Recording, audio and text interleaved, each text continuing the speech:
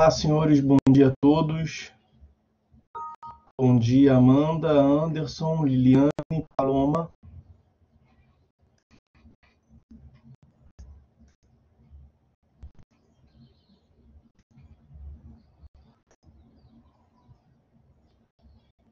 Vamos ao trabalho.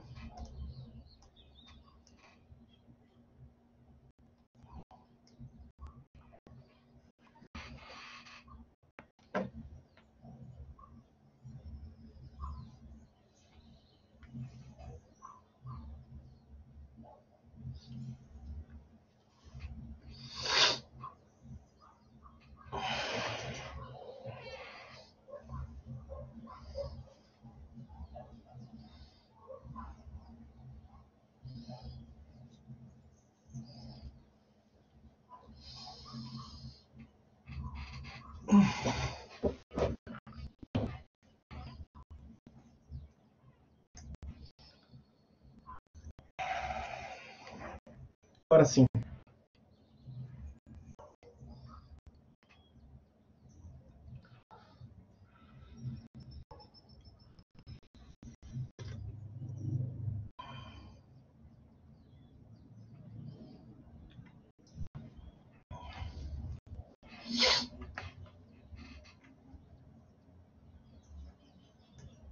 E nem abri a página do Planalto mesmo.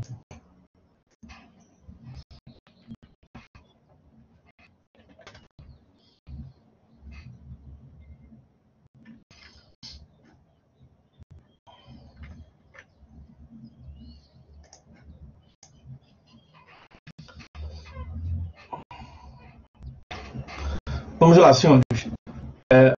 Nós vamos dar continuidade hoje ao estudo das providências preliminares. Nós paramos no estudo da réplica. Então, nós veremos, dentro das providências preliminares,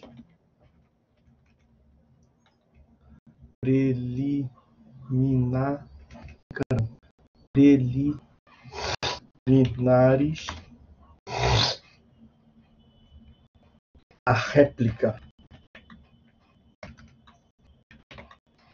Só para fins de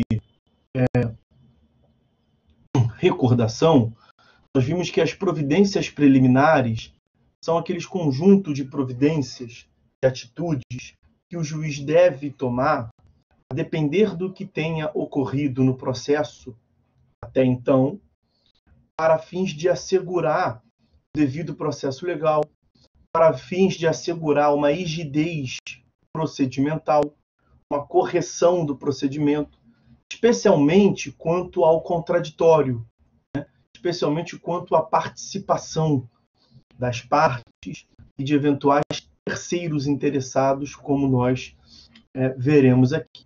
Então, a depender do que ocorrer no processo, o juiz vai olhar para trás, então, o que já aconteceu no processo, ele vai definir os rumos que o processo vai tomar dali em diante. Então, o processo que vinha numa reta, vinha de forma retilínea, se desenvolvia de um modo retilíneo, ele agora passa a ter, ele se encontra numa bifurcação, né? Ele se encontra com várias rotas, vários caminhos distintos a seguir, a depender do que tenha acontecido no processo, porque já vimos bastante institutos processuais. Vimos, por exemplo, dentro dessas providências preliminares, a não incidência dos efeitos da revelia. A primeira, nós vimos que existem as providências preliminares típicas,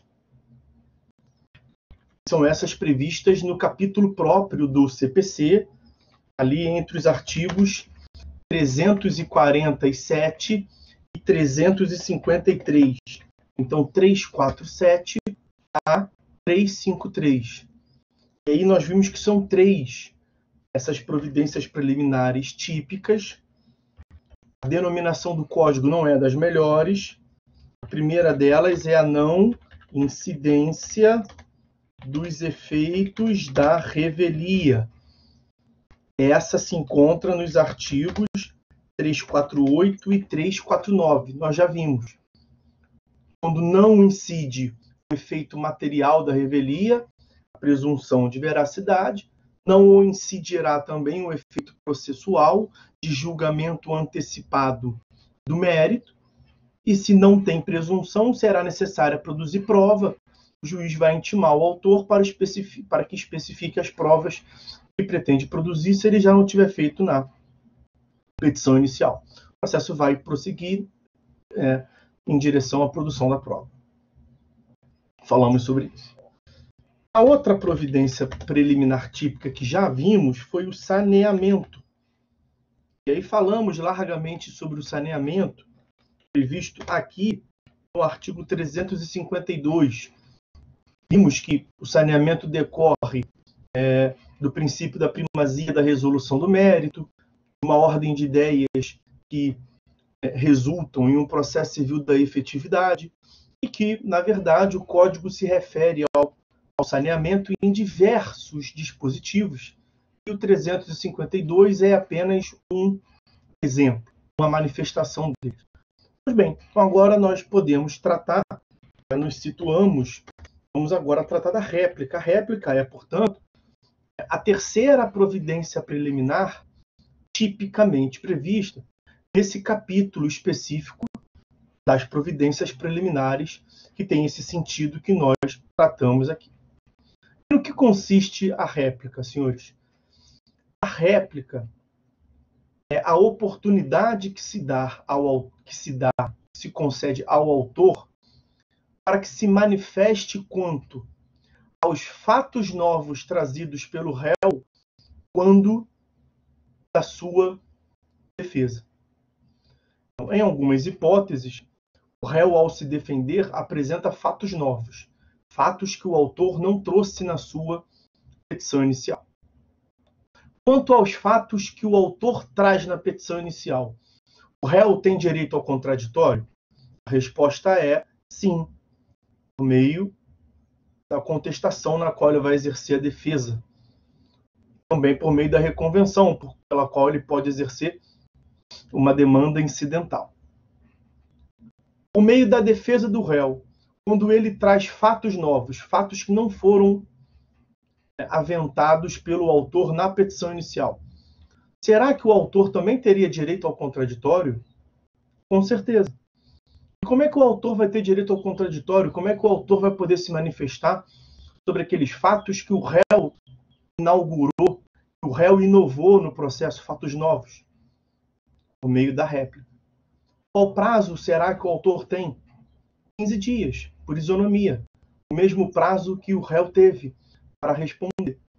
Então, réplica, senhores, consiste na oportunização e manifestação do autor nos casos em que o réu traz fatos novos ao processo, o autor tem 15 dias para que o faça. Agora, quais são os casos em que o réu, na sua defesa, traz fatos novos? Na defesa de mérito indireta e na defesa processual. Nós tivemos aqui uma aula para estudar as espécies de defesa. Vimos que a defesa pode ser defesa de mérito ou defesa processual. E a defesa de mérito se subdivide em defesa de mérito direta e defesa de mérito indireta. Então, o único tipo de defesa na qual o réu não traz fatos novos é a defesa de mérito direta. É quando ele se limita a negar a existência do fato constitutivo do direito do autor. É por conta disso, senhores, que os artigos 350 e 351 vão prever o seguinte. Olha o 350. Se o réu alegar fato impeditivo, modificativo ou extintivo do direito do autor, este, o autor, será ouvido no prazo de 15 dias, permitindo-lhe o juiz a produção de prova. O juiz vai permitir a produção de prova. Claro, ele vai se manifestar quanto aos fatos, nós veremos que a prova incide sobre fatos. Aqui o Código nem precisaria dizer isso. Sempre que a parte alega fato, ela pode produzir prova. Mas veja, se o réu alegar fato impeditivo, modificativo ou extintivo do direito do autor, quando que o réu alega fato impeditivo, modificativo ou extintivo? A defesa de mérito indireta. Artigo 350, defesa de mérito indireta. Vejam o artigo 351. Se o réu alegar qualquer das matérias enumeradas no artigo 337, qual é o artigo 337? Das questões preliminares, né? Das defesas processuais. O juiz determinará a oitiva do autor no prazo de 15 dias, permitindo-lhe a produção de prova. Vejam que o final é igual. Oitiva do autor em 15 dias. Parte inicial. Se o réu alegar matérias enumeradas no artigo 337. Defesa processual. Artigo 337 são as questões preliminares. Questões preliminares. Então, percebam que o que muda é apenas o fundamento. Seja defesa de mérito indireta, alegação de fato, impeditivo, modificativo ou extintivo do direito do autor. Seja defesa processual, alegação de questões preliminares, são tópicos realmente que o autor não trataria. Ou seja, defesa de mérito indireta, o réu alega que já pagou. O autor não vai falar que já recebeu. Não é que se esperar isso, né? Defesa processual, o réu alega coisa julgada. O autor, em regra, não vai ter falado sobre a coisa julgada. Então, quando o réu inova com esse tipo de alegação, você vai ter que ouvir o autor para que ele possa participar em contraditório e afastar aquele tipo de alegação. Como é que você vai ouvir o autor? Como é que o autor vai participar do processo em contraditório? Como é que ele vai se manifestar? Em réplica. Réplica, como eu lhes disse, é chamado na prática, tá? O código não utiliza em nenhum momento essa palavra réplica. Mas é a prática que chama, a praxe forense, réplica. Manifestação do réu em 15 dias, permitindo-lhe produção de provas. Artigo 350, 350. Os senhores se lembram que lá nos artigos 338 e 339, nós estudamos, quando do tópico da contestação, nós estudamos a correção da ilegitimidade passiva. Correção da ilegitimidade passiva. Nós vimos que quando o réu alega, que é a nova modalidade da nomeação à autoria, no Código de 73, era uma intervenção de terceiro chamada nomeação à autoria. O Código atual é tratado como correção da ilegitimidade passiva. Quando o réu alega sua ilegitimidade, réu, o polo passivo, réu alega sua ilegitimidade passiva. O autor é ouvido em 15 dias, para que ele possa definir qual das atitudes vai tomar. Nós vimos que ele pode manter o réu, ele pode substituir o réu, sai o réu atual, entra quem ele indicou, ou pode formar um litisconsórcio passivo superveniente. Isso nós já estudamos. Mas percebam que houve uma alegação processual, a ilegitimidade passiva está no 337, a ausência de condições da ação, legitimidade é uma condição da ação. A lei fala que o autor vai se manifestar em 15 dias. O 338 e 339, na verdade, está ali especificando uma manifestação em réplica. O 338 e 339 deve ser combinado com o 351. É o mesmo prazo de 15 dias. Não é que vai ter 15 dias lá do 338 e 339 e outros 15 dias diferentes do 351. São os mesmos 15 dias, porque é o mesmo ato processual que o Código está se manifestando em artigos diferentes. A intenção do legislador foi deixar mais claro e pode nos fazer confundir.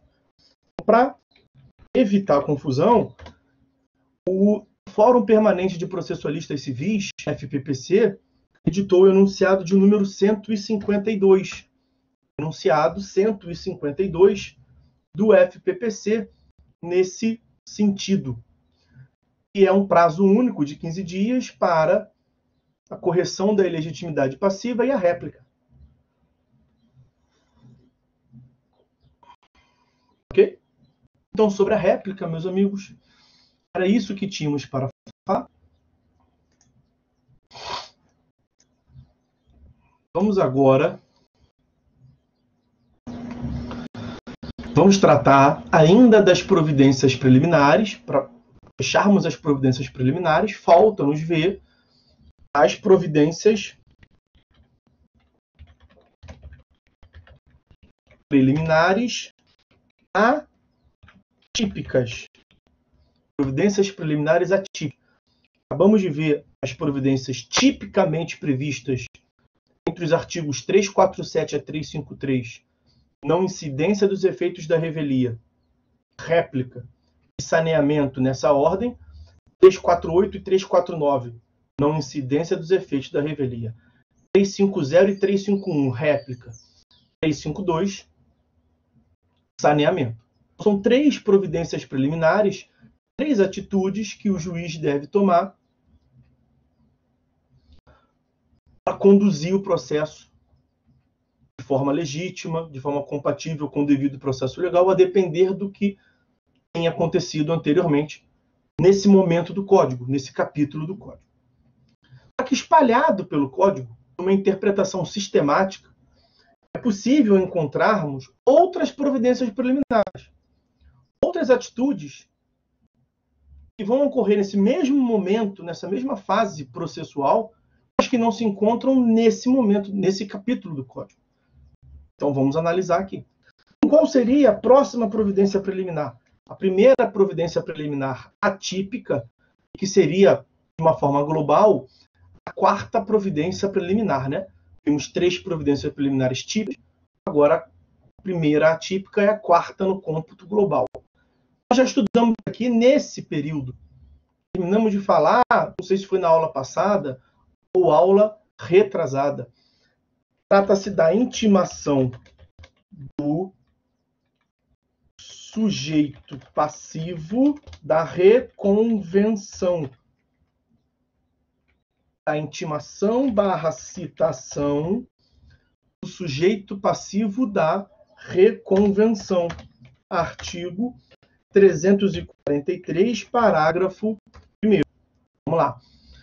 Nós vimos que quando dá resposta do réu, ele pode contestar, reconvir ou contestar e reconvir. Pois bem, quando ele reconvém, pouco importa se isoladamente ou junto com a contestação, nós teremos ali a propositura de uma demanda incidental, autônoma, independente. Vimos as características da reconvenção numa aula específica, lá no artigo 343.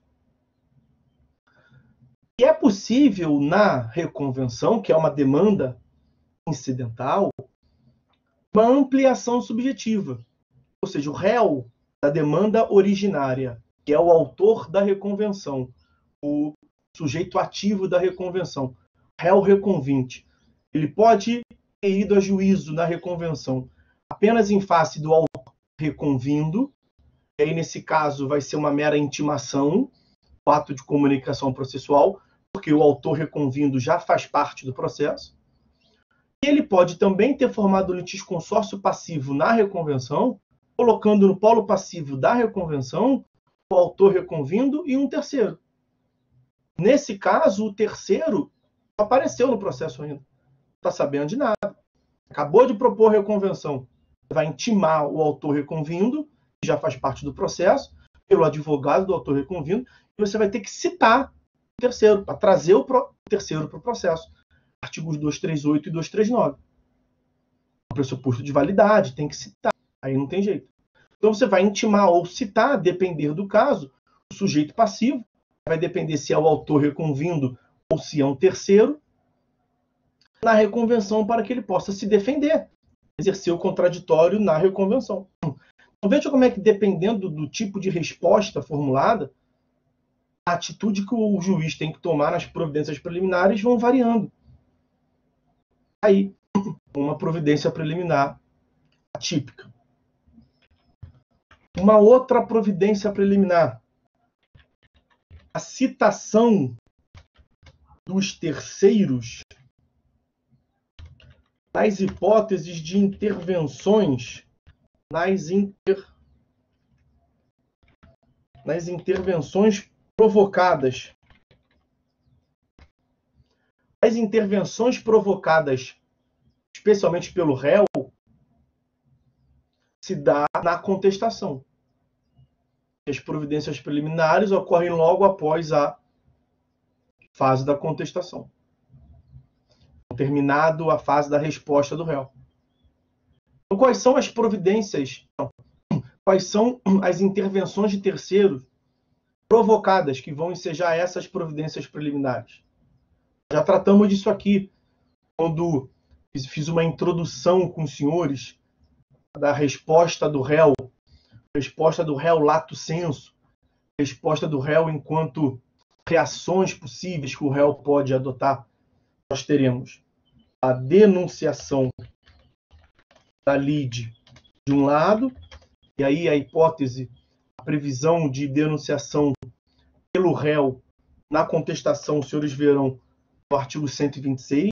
A denunciação por direito regressivo, ela pode ser tanto do autor quanto do réu.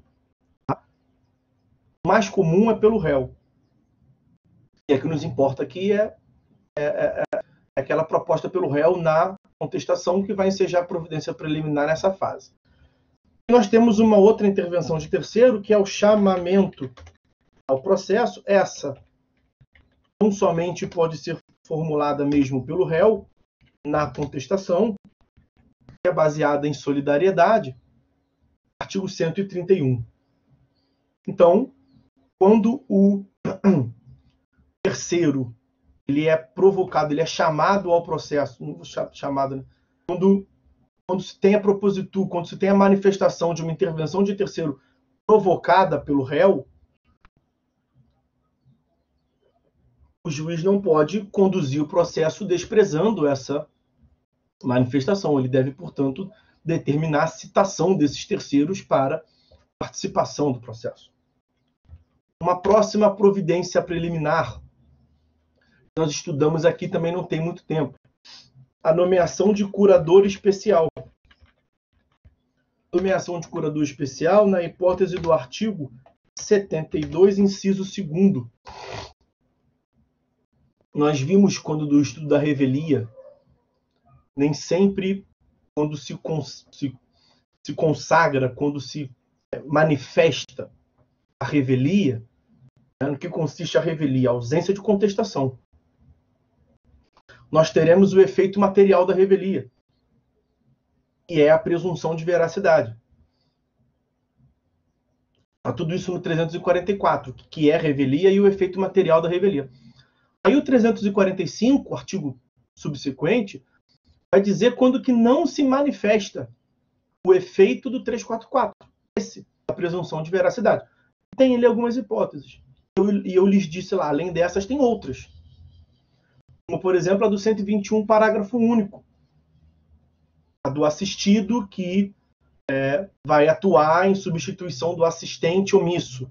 Falamos sobre isso na aula. E a do curador especial, nas hipóteses do 72, inciso 2º. Quais são as hipóteses, portanto, em que nós teremos revelia e, ao invés de termos como consequência processual o efeito material de presunção da veracidade dos fatos alegados do autor, o juiz nomeará curador especial, réu preso revel e réu revel citado por modalidade ficta. Falamos sobre isso na aula específica, né? Citação por hora certa, citação por edital. Nesses casos, o ordenamento jurídico não se sentiu tão confortável de olhar para o revel e lhe atribuir uma consequência tão penosa como a presunção de veracidade. Réu preso revel.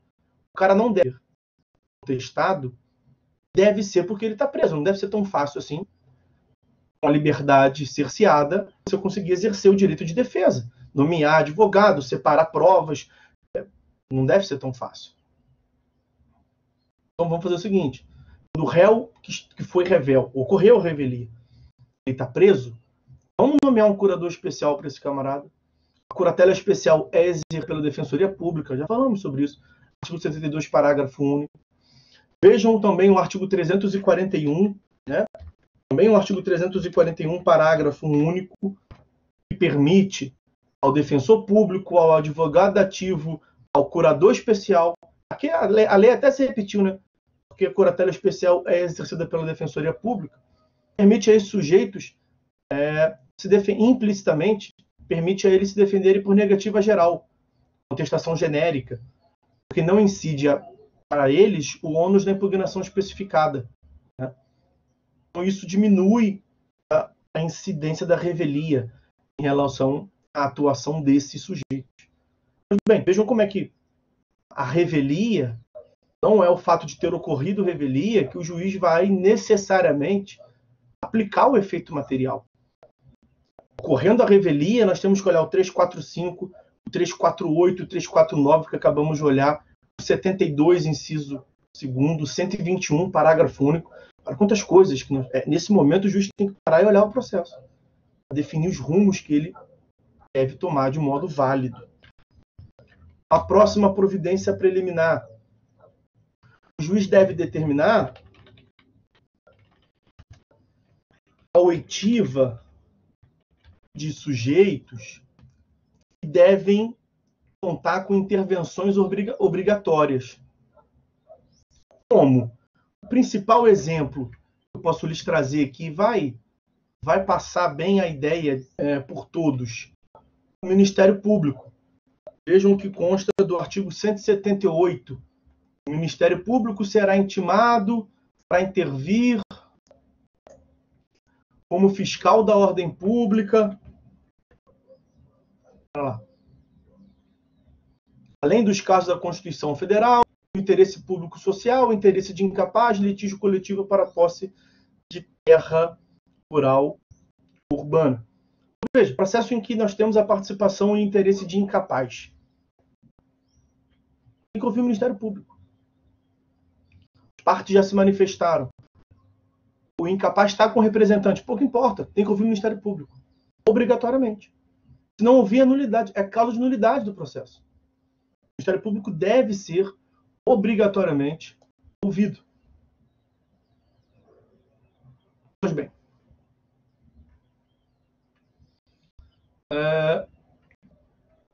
Além do Ministério Público, posso citar para os senhores o CAD, a CVM, o ICMBio, Instituto Chico Mendes da Biodiversidade, o IBAMA, o IFAM, além de outros. São órgãos, autarquias federais que contam com, na lei de regência, determinação de participação obrigatória na matéria de sua atuação. Então, o juiz vai determinar a oitiva desses órgãos, preenchendo ali os requisitos, se amoldando os casos na hipótese que a lei determinar. Bom, qual é o número ali? 7. Próxima providência preliminar atípica. Essa nós veremos na análise das provas, né? Abertura de vista ao autor das provas documentais juntadas pelo réu na contestação. Artigo 437. Abertura de vista ao autor das provas documentais juntadas pelo réu na contestação. Porque esse artigo 437 vai dizer que a parte adversa tem o prazo de 15 dias para se manifestar sobre a prova juntada pela outra parte. Então, a parte adversa, quando o réu junta na contestação, a parte adversa vai ser o autor. O autor tem 15 dias para se manifestar sobre a prova documental que o réu junta na contestação. Nós veremos que a prova documental ela deve ser trazida aos autos na primeira oportunidade que a parte tiver para se manifestar, se ela tiver a prova com ela, evidentemente. O autor traz a prova documental na petição inicial, o réu traz a prova documental na contestação, e as partes se manifestam na primeira oportunidade que tiver para se manifestar, ou em 15 dias. O réu se manifesta sobre a prova do autor na contestação, o autor se manifesta sobre a prova do réu em 15 dias. Esses 15 dias os senhores podem pensar naturalmente assim, ué, é a réplica, né, professor? O senhor falou como uma providência preliminar típica. Por que ela está aqui como providência preliminar típica? Porque pode ser que o réu não tenha apresentado nenhum fato novo e tenha juntado um documento. Então, a oitiva do autor em relação ao documento independe, é independente da réplica. Claro que se ele juntou o documento, também alegou um fato novo, que é, até reconheço, mais comum, por isso que eu deixo essa mais para o final, ele vai ser ouvido nos mesmos 15 dias e na réplica, nos seus 15 dias, ele vai ter que se manifestar também sobre a prova documental. Agora, se ele não trouxe nenhum fato novo, que é algo excepcional, mas juntou o documento, aí o autor vai ter 15 dias para se manifestar, não pelo 350 e 351, réplica, mas pelo 437. Qual é o número? 9 agora? 9. A última providência preliminar, a intimação das partes para que especifiquem as provas que pretendem produzir, se ainda não tiverem feito. Então, vejam, eu não tinha dito aos senhores, lá na aula de petição inicial, mais precisamente, que tem o artigo 319, inciso 6º, que trata como requisito da petição inicial a indicação das provas que o autor pretende produzir. Eu lhes disse lá, olha, isso não é bem um requisito. O autor não tem como saber as provas que ele pretende produzir. Por quê? Porque não se produz prova sobre fatos incontroversos. Fatos incontroversos são os fatos não controvertidos.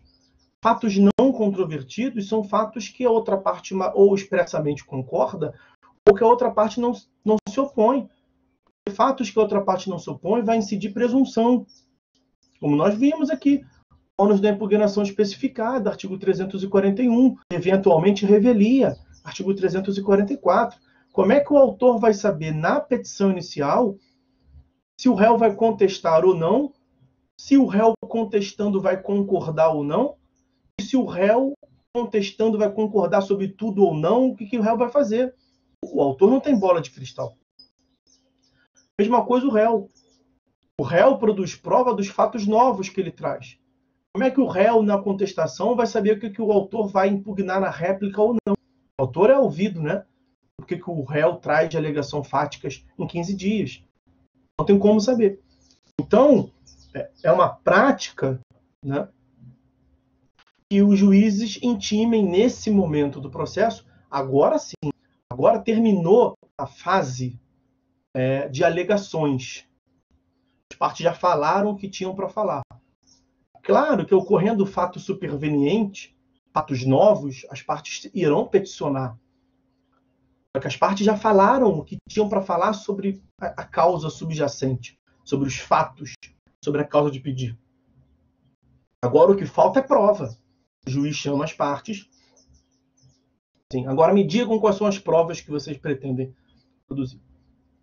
Se já não tiverem dito, claro. Se o autor lá no começo já sabe que vai ter que produzir uma prova testemunhal, porque a hipótese mostrou para ele, ele já indicou que vai produzir prova testemunhal. Cada caso é um caso, naturalmente. Ok? Então, essas são, senhores, as providências preliminares como um todo.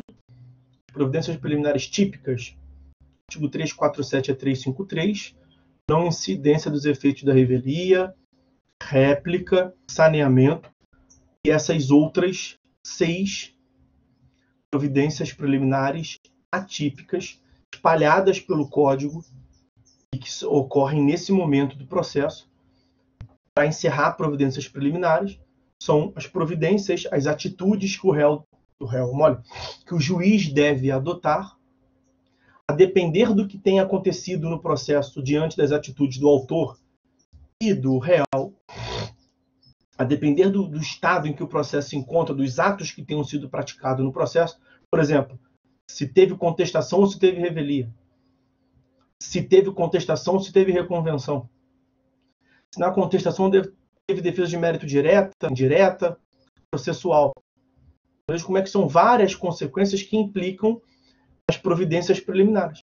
Se na contestação o réu trouxe uma intervenção de terceiro, isso vai moldar a condução do procedimento dali em diante. Então, o juiz tem que ler, tem que olhar o processo para trás, para definir as providências que ele deve adotar dali para frente, para que o processo possa, portanto, se desenvolver de um modo válido. É nisso que consiste as providências preliminares que nós acabamos de acabar.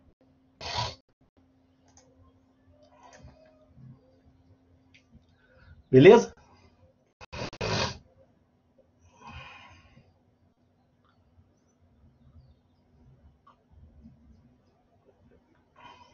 Fácil? Vocês estão aí, não? Já foram? Estamos? Sim? Beleza. Tudo ok? Eu? Vivos? Show de bola. Ok. Vamos seguir. Uma manhãzinha dessa de quarta-feira. Tranquilo. Show de bola. Empolgado, vou dar aula até 11h30, tá? 11h30. Quem tem compromisso desmarca. Acordei empolgado, vou terminar o processo civil hoje. Não vou mais dar aula esse semestre para vocês, vou dar tudo hoje. Vamos diretão. Beleza?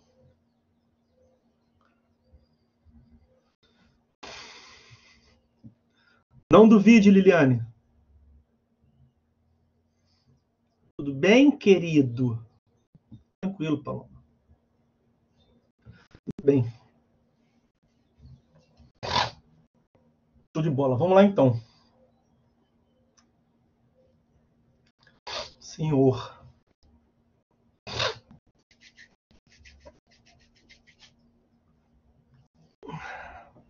Oremos.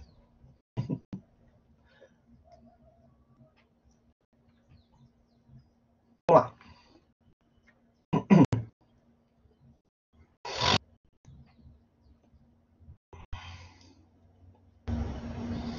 Pessoal, então nós vamos dar prosseguimento agora a próxima etapa do processo é o julgamento conforme o estado do processo. Julgamento conforme o estado do processo. Eu vou também pegar aqui do código, olha, o capítulo de número 10 do julgamento conforme o estado do processo. Até por curiosidade, assim como eu fiz lá no começo, se lembra que nós acabamos de acabar as providências preliminares, né? Eu vou até pegar o começo das providências preliminares. O primeiro dispositivo das providências preliminares era assim. Então vou fazer melhor. Ó. Capítulo 9 das providências preliminares e do saneamento.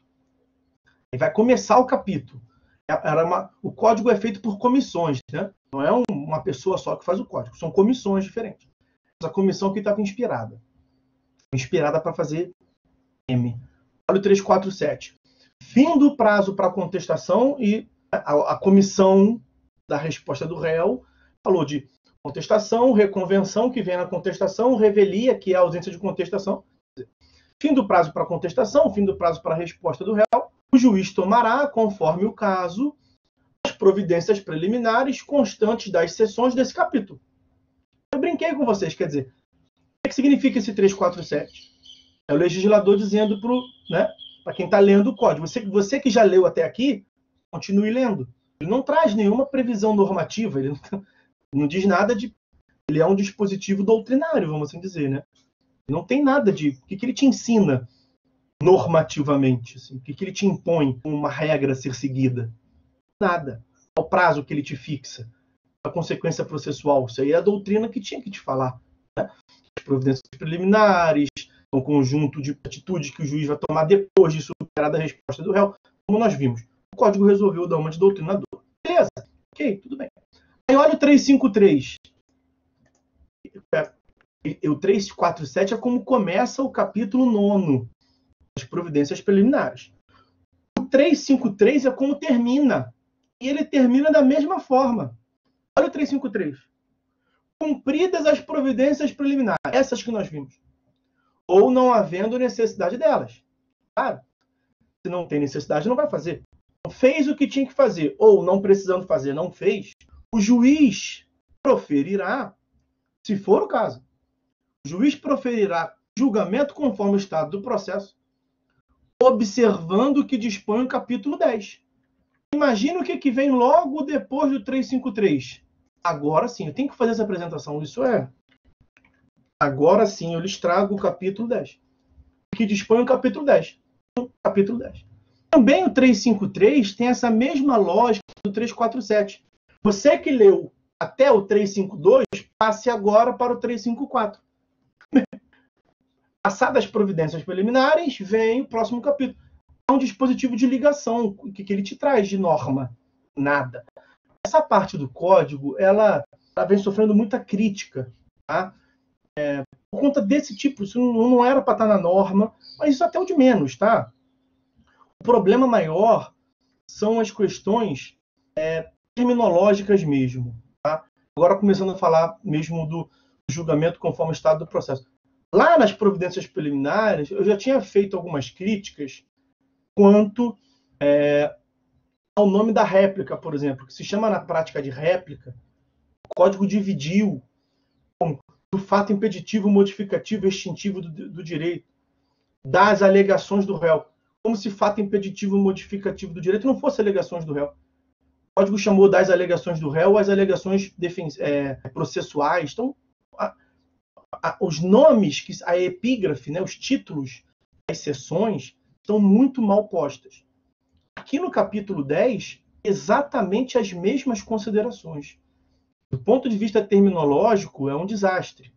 Já começa pelo seguinte, olha, do julgamento conforme o estado do processo. Eu vou agora aqui me concentrar nessas considerações terminológicas, tá? Depois eu explico a lógica geral desse capítulo, como fizemos lá nas providências preliminares.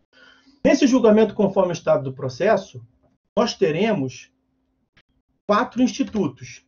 Nós vamos analisar, antes disso, ele vai dos artigos 354 ao 357. 354, 355, 356, 357.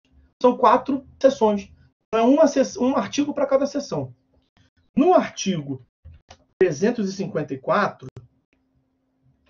nós veremos o que o código chama de extinção do processo. Vou pegar lá no código.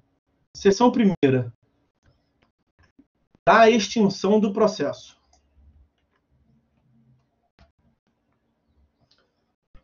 O segundo instituto que compõe o julgamento, conforme o estado do processo, é o 355. Seção segunda. Do julgamento antecipado do mérito. O terceiro instituto é o artigo 356.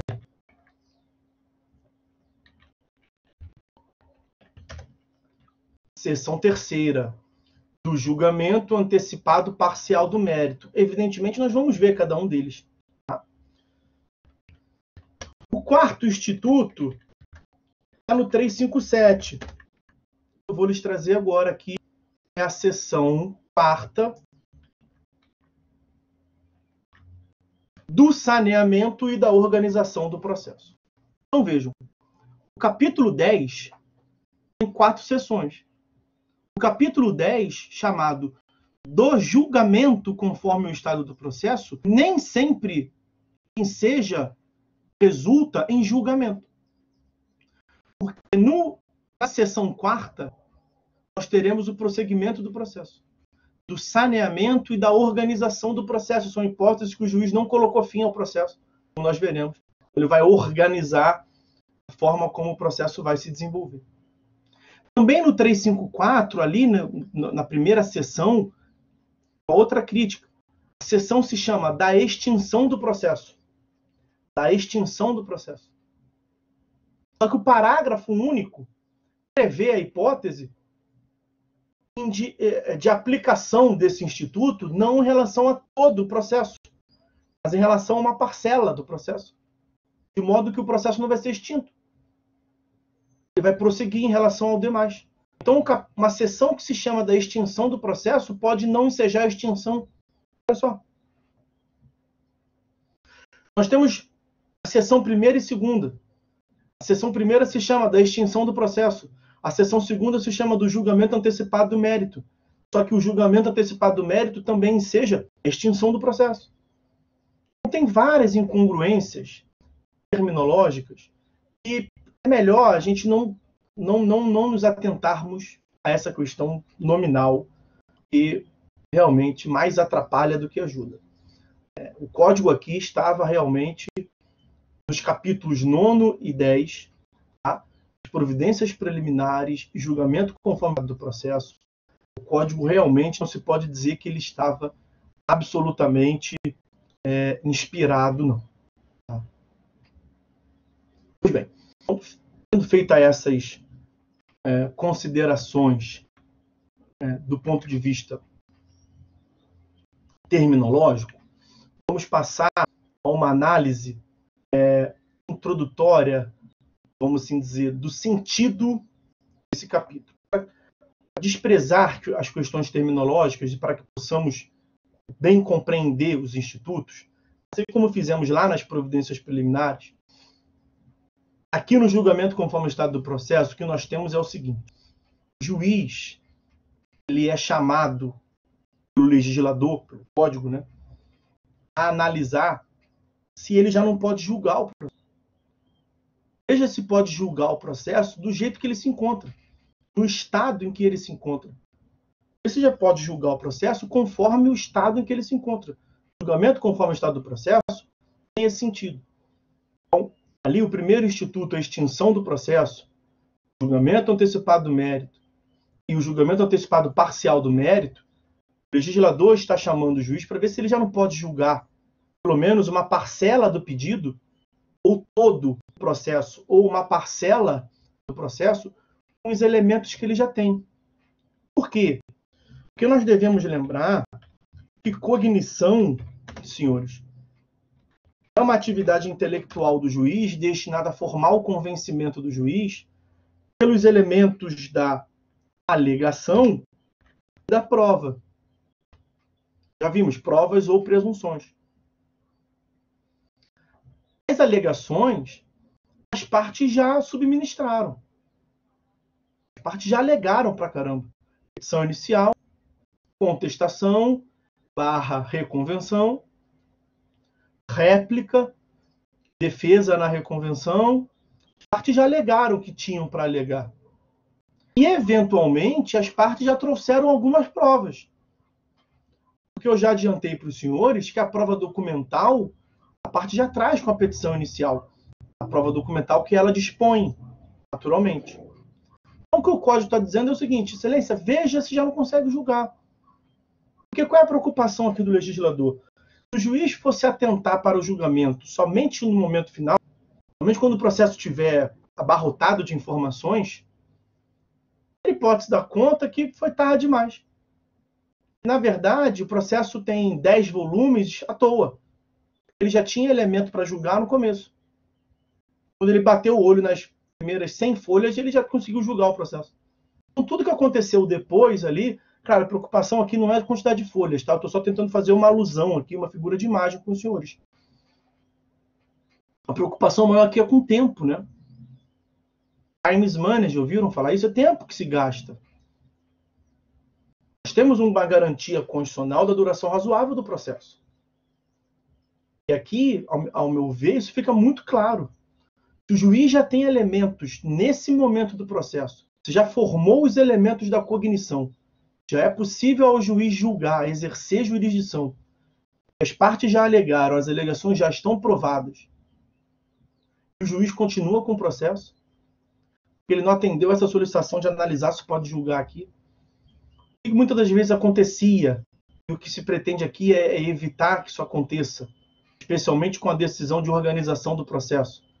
Aquele item de número 4 ali, a decisão de organização do processo, quando o processo prossegue, porque o juiz não pode julgar, o que se espera, então, é que o juiz organize. O juiz vai dizer, olha, eu não consigo julgar porque ainda não me convenci, eu preciso, então, me convencer quanto aos fatos X, Y, Z.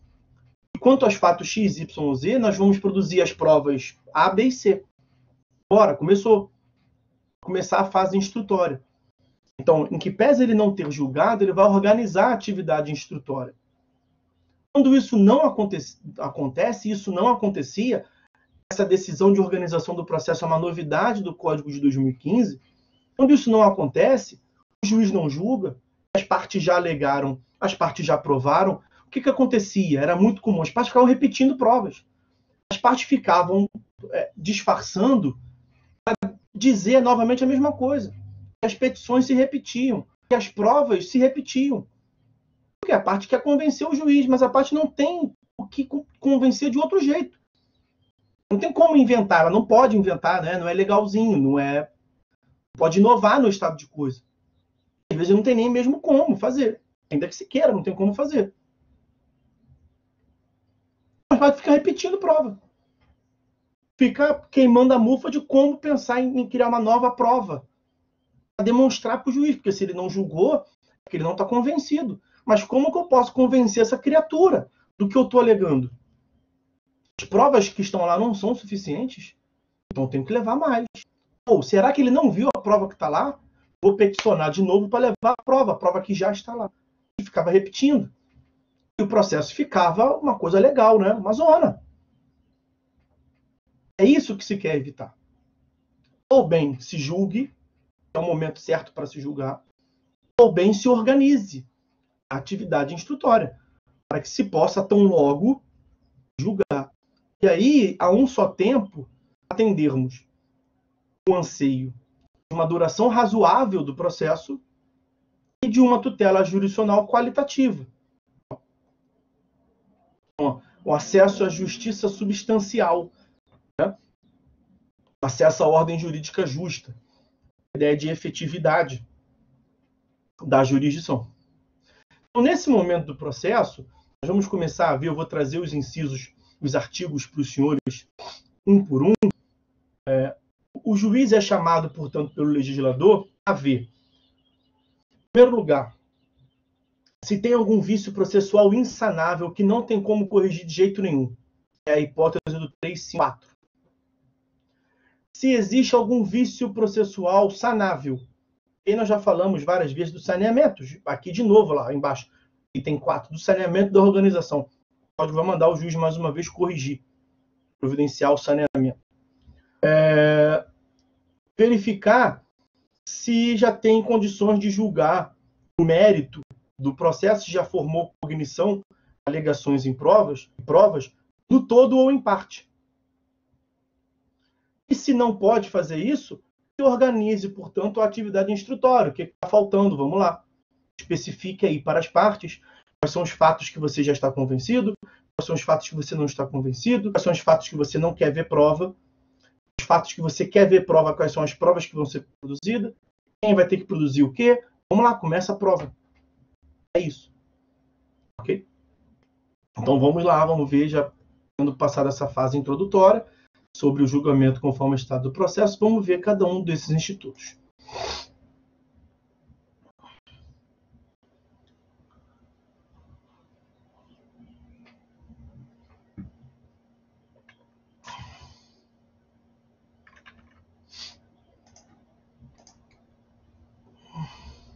Então, pessoal, o primeiro dos institutos que nós veremos nesse tópico do julgamento conforme o estado do processo vou pegar aqui desde o capítulo 10. Vamos ver de pouquinho em pouquinho, tá? Vai lá. Desde o capítulo 10. Do julgamento conforme o estado do processo, seção primeira, da extinção do processo. Como eu já lhes disse, a terminologia é horrível. Não desprezar a terminologia. Mas também não desprezar nem tanto, é assim que o código chama. Os senhores ouvirem por aí dizer 354 da extinção do processo, saiba pelo menos ligar o nome à pessoa. 354. Ocorrendo qualquer das hipóteses previstas nos artigos 485 e 487, incisos 2º e 3º, o juiz proferirá sentença. Parágrafo único. A decisão a que se refere o caput, 485, 487, 2 e 3, pode dizer respeito a apenas uma parcela do processo, caso em que será impugnável por agravo de instrumento. Vamos devagar. Olha só. Vamos começar pelo caput, ok? O caput faz menção expressa na parte final, lá, caso em que o juiz proferirá sentença. O juiz proferirá sentença. Os senhores se lembram, nós estudamos aqui, que a sentença está definida no artigo 203, parágrafo 1º do CPC. E a sentença, ela contém uma dupla perspectiva, né? Ela tem uma análise, em primeiro lugar, de conteúdo, 485, 487, mais um critério topográfico. Ou seja, sentença, lá no 203, parágrafo 1º, sentença é o conteúdo decisório, é o provimento decisório que é proferido no final do processo. É a decisão final do processo. É a decisão que tem a aptidão de encerrar, de extinguir o processo. 354 caput. E aí ele faz menção ali em cima ao 485 e ao 487. Vamos ver um por um. Nós não estudamos as sentenças ainda, mas fizemos uma mínima referência aqui. Tá? As sentenças, elas se classificam de algumas formas distintas. Uma das formas de se classificar a sentença é quanto à análise do mérito. A sentença pode analisar o mérito ou não analisar o mérito. Resolver o mérito ou não resolver o mérito. O mérito, os senhores se lembram, é o pedido principal do processo, né? Então, o camarada vai a juízo pedindo a paternidade. Mérito é o julgamento da paternidade, definir se é ou se não é pai. O camarada vai a juízo e pede 100 mil reais. O mérito é saber se o réu deve ou não deve 100 mil reais. O mérito é o julgamento do pedido principal do processo. Ok? Então, mérito. Então, a sentença pode deixar de analisar o mérito. Essas são as sentenças. A sentença, vou botar no singular, terminativa, que está prevista no artigo 485. A sentença terminativa é aquela que não analisa o mérito. Ela tem esse nome de terminativa, porque ela termina o processo sem resolver o mérito. Ela termina sem definir a questão.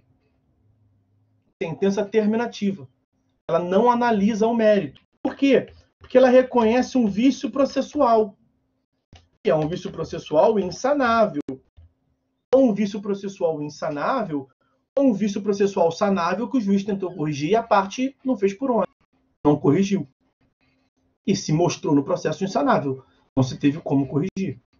Então, sentença terminativa é aquela que impede a análise do mérito, aquela na qual o juiz não pôde analisar o mérito, porque antes do mérito houve um vício processual. Então, eles se lembram que, condições da ação, mais pressupostos processuais, depois avança ao mérito. Então, se houver algum vício associado às condições da ação, aos pressupostos processuais de lato sensu, o juiz não avança ao mérito. O juiz coloca fim antes da etapa processual. Um vício processual, artigo 485. Nós já até mencionamos essa hipótese, porque o 485 ele começa logo lá no primeiro inciso, no indeferimento da petição inicial. O indeferimento da petição inicial é uma sentença terminativa.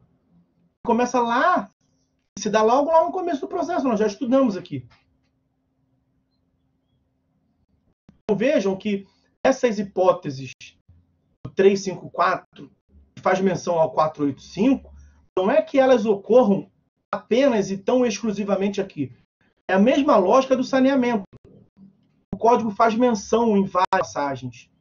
Aqui o que o código está chamando é o seguinte: excelência, veja, por favor, se não tem um vício insanável. Porque se tem um vício insanável, não vamos prosseguir com o processo indevidamente. Se tem um vício insanável que você já tinha que ter percebido lá atrás, logo, pelo amor de Deus, era para ter percebido. O quanto antes, melhor.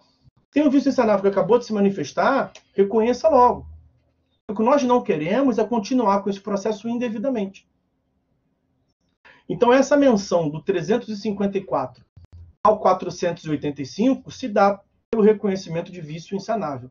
O juiz reconhecendo o vício insanável vai colocar fim ao processo. Sentença terminativa. Isso não acontece apenas aqui, em qualquer momento do processo. E o código faz menção também ao 487, incisos 2º e 3º. E eu lhes dizia que são duas formas de se classificar a sentença quanto ao mérito. Além da sentença terminativa, nós temos também a sentença definitiva. Espera aí que eu botei em caps lock. Sentença definitiva. A sentença definitiva, ela está no artigo 487, esse que aparece aí para os senhores. A sentença definitiva tem esse nome porque ela resolve o mérito. Então, ela não se limita a terminar o processo, para acabar. Ela define o processo. Ela define o mérito. Então, ela tem uma definição da causa. Sentença definitiva, que traz uma definição da questão jurídica, resolvendo o mérito. Aí vejam o que o 487 nos diz. Eu não trouxe o 485 porque são várias hipóteses. Tá? E em compensação, eu trago o 487 porque são 3 hipóteses. Olha aqui, o 487. Haverá resolução de mérito, sentença definitiva, quando o juiz, inciso 1º, vejam que o inciso 1º não está no 354. Quando o juiz acolher ou rejeitar o pedido formulado na ação ou na reconvenção. Esqueça esse. Porque o 487, inciso 1º, será o fundamento dos outros institutos, do 355 e do 356, que nós veremos a seguir. Deixa o 487 de fora. O 354, ele faz menção expressa ao 487, inciso 2º e 3º. Fazendo aqui no chat para não, que já subiu ali para vocês não perderem. Então, 487, inciso 2º. Haverá resolução de mérito quando o juiz decidir, de ofício ou a requerimento, sobre a ocorrência de decadência ou prescrição. Então, 487, inciso 2º, e o 354 que estamos estudando faz menção, é o reconhecimento de decadência ou prescrição. A mesma observação que eu fiz quanto aos vícios insanáveis, eu faço aqui quanto à prescrição e decadência. Não é esse o único momento no qual o juiz pode reconhecer prescrição e decadência. Na verdade, qualquer momento daqui para trás, o juiz já poderia ter se manifestado sobre e reconhecido a prescrição e decadência. Por quê? Porque prescrição e decadência são fenômenos que se manifestam antes da petição inicial. Prescrição e decadência fulminam a pretensão do autor. A pretensão do autor são que justificam a petição inicial. Então, se prescreveu, o autor não poderia ter dado início à petição inicial. É um prazo que se interpõe entre o surgimento do direito e a ida a juízo. Se ele extrapolou esse prazo, prescreveu ou decaiu de acordo com a natureza do direito. Então, quando começou o processo, quando o juiz recebeu a petição inicial, ele já poderia ter percebido isso. Aliás, nós estudamos isso aqui. Nós vimos lá no artigo 332, parágrafo 1º, que a prescrição e decadência é uma das hipóteses de julgamento liminar de improcedência. Lembra o julgamento liminar de improcedência que nós estudamos junto com o indeferimento da petição inicial? Nós diferenciamos, olha, o indeferimento da petição inicial tem um vício processual. Não julga o mérito. 485, inciso 1º. No julgamento liminar de improcedência, tem julgamento de mérito.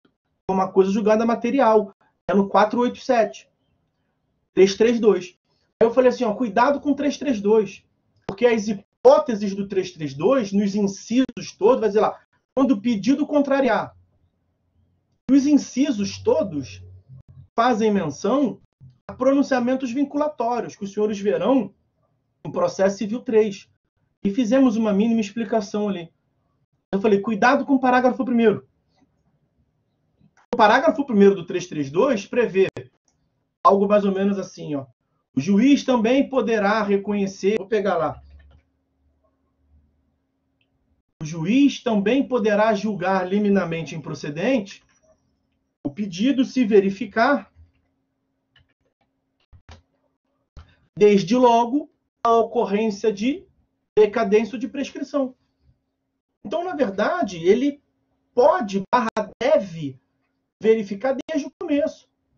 Imagina, o processo demora 20 anos. Depois de 20 anos, o juiz sentencia assim, julga o extinto processo, julgando o mérito, o autor não tem razão, porque o direito está prescrito. O réu ganhou, mas o réu fica puto com razão, né?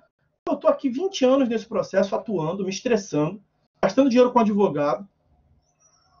E agora, 20 anos depois, você vem afirmar o que você podia ter dito logo no primeiro dia que estava prescrito. A prescrição não é um fenômeno que se manifesta após o processo. É um fenômeno que se manifestou antes do processo. É isso que eu quero que os senhores percebam. Então, o juiz pode se manifestar durante todo o curso do processo. Ele pode se manifestar aqui no 354 caput?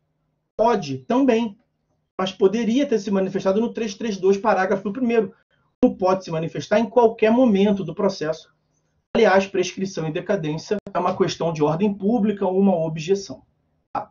Pois bem, esse aí é o 487, inciso 2º.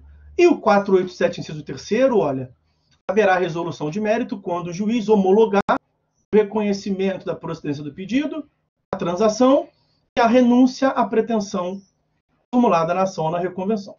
O 487, inciso 3º, é genericamente chamado como autocomposição. Então, no 487, inciso 3º, o juiz apenas homologa a autocomposição que as partes chegaram. O juiz apenas homologa a autocomposição que as partes chegaram. Seja por submissão do interesse de uma parte à outra, né? É o que acontece nos extremos, a linha A e a linha C. Na linha A, o réu reconhece que tudo que o autor pediu tem razão. Na linha C, o autor renuncia tudo a favor do réu, não cobra nada. E na linha B é meio a meio. Transação, as partes transacionam. Cada um cede um pouquinho. Qualquer que seja a modalidade, tem autocomposição, o juiz vai homologar, isso é resolução de mérito. As partes podem realizar autocomposição a qualquer momento do processo. Sempre que isso acontecer, o juiz vai homologar. E aqui, se isso acontecer nesse momento, o juiz homologa. Então, esse é o 354. O 354, por fim, portanto, ele se relaciona, ele combina, ele deve ser combinado com os artigos 485,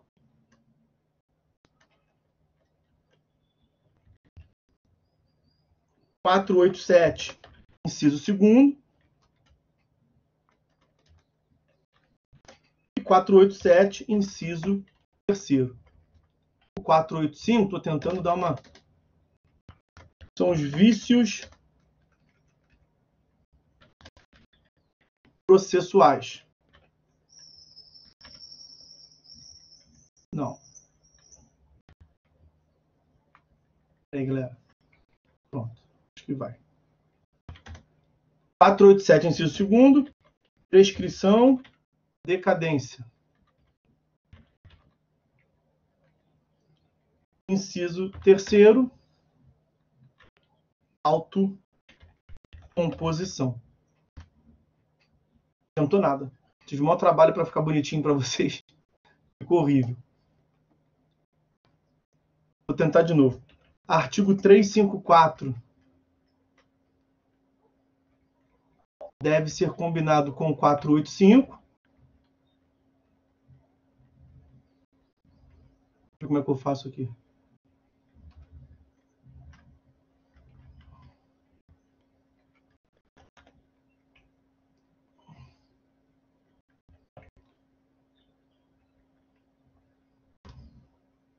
Acho que agora melhorou.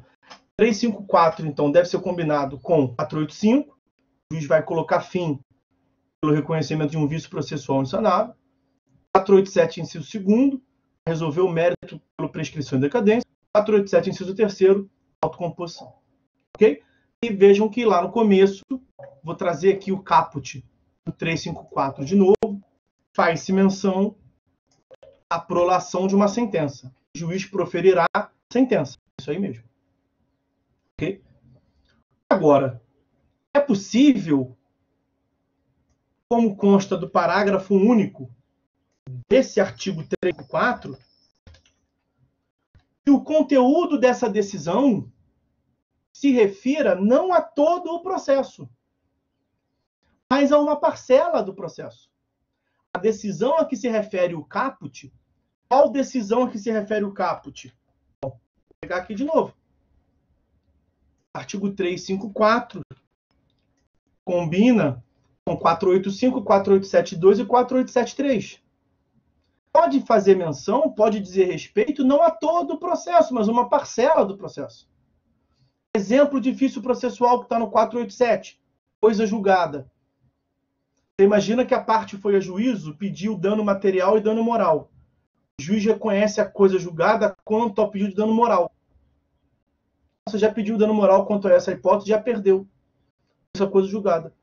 Ele já julgou o dano material? Já julgou o dano estético, se a parte pediu dano estético? Não. Só julgou o dano moral. Ele vai colocar fim ao pedido de dano moral, não vai colocar fim ao processo como um todo. Ele vai julgar um dos 3 pedidos. O processo vai prosseguir quanto aos demais. Ele reconhece a prescrição quanto a um dos pedidos. As partes fazem acordo quanto a um dos pedidos. É possível que o processo prossiga? É possível não, o processo deve prosseguir. O juiz tem que julgar tudo, o juiz não pode se eximir de julgar. Então, quando a resolução, ou quando a aplicação do 354 se dá a uma parcela do processo, o que nos interessa aqui no parágrafo único é essa expressão aqui, ó, a uma parcela do processo. Uma parcela do processo vai ser extinta. Está tudo entre aspas, porque não faz sentido, né? Uma extinção parcial. Uma extinção, uma parcela do processo. Significa que uma outra parcela do processo vai prosseguir. Então, o que nós teremos no 354? Uma decisão. Sem sombra de dúvidas, é uma decisão. Uma decisão baseada no 485 e no 487, inciso 2º, ou 3º. Mas é uma decisão que não encerra o processo. Qual é o tipo de decisão que não encerra o processo? Decisão que não encerra o processo. Sentença é a decisão que encerra o processo. Qual é a decisão que não encerra o processo? É a decisão interlocutória. Artigo 203, parágrafo 2º. Tanto é assim que o artigo 354, parte final, diz: a decisão a que se refere o caput pode dizer respeito a apenas uma parcela do processo, não a ele todo, não vai colocar fim ao processo, porque ele vai prosseguir quanto ao demais, é uma decisão interlocutória. Caso em que será impugnável por agravo de instrumento. Ó, essa parte aqui. Impugnável por agravo de instrumento. Bom, agravo de instrumento é um recurso. O recurso visa impugnar decisão judicial. Por isso que é impugnável, uma decisão impugnável. O que impugna a decisão é o recurso. Tá? Impugnável por recurso, impugnável por agravo de instrumento. Poderia dizer recorrível por agravo de instrumento. Aí, vejam o que consta do artigo 1015 do CPC. Olha aqui. Do agravo de instrumento. Cabe agravo de instrumento contra as decisões interlocutórias que versarem sobre, tem um rol. algumas decisões interlocutórias são agraváveis de instrumento. Não são todas, mas algumas. O agravo de instrumento é um recurso que visa impugnar decisão interlocutória. Então, fica claro que o parágrafo único do 354 é uma decisão interlocutória. E essa menção está no inciso 13, outros casos expressamente referidos em lei. Essa referência em lei está justamente no parágrafo único do 354. O 354, o parágrafo único, é que traz o fundamento do cabimento do agravo de instrumento. Os senhores verão isso lá na aula de recursos, nós vamos lembrar disso lá daqui a um ano, mais ou menos, quando estivermos estudando em Processo Civil 3, o agravo de instrumento. Então está visto aí, senhores, a extinção do processo, artigo 354.